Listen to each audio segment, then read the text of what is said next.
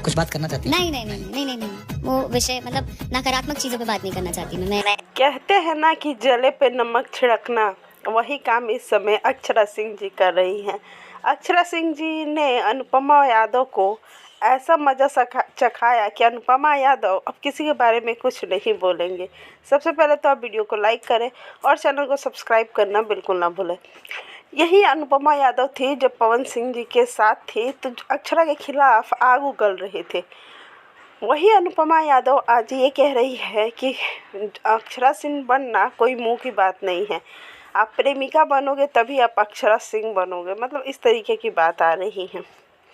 इस पे एक पॉडकास्ट में जब ज्योति सिंह से और अक्षरा सिंह के बारे में अनुपमा से पूछा गया तो अनुपमा यादव ने बहुत कुछ कहा, लेकिन वही चीज़ें जब अक्षरा सिंह से पूछी गई तो अक्षरा सिंह ने कहा कि मैं उन नकारात्मक लोगों के बारे में बात ही नहीं करना चाहती। कहीं ना कहीं अक्षरा सिंह ने पूरी तरह से अनुपमा यादव का मजाक ही बना दिया। वैसे आपको क्या लगता है कि अनुपमा यादव कुछ सुधरी है या जो मन में आ रहा है वो बोल रही है? अभी उन्हें कोई काम नहीं मिल रहा है तो ऐसे ही बकवास करती फिर रही है।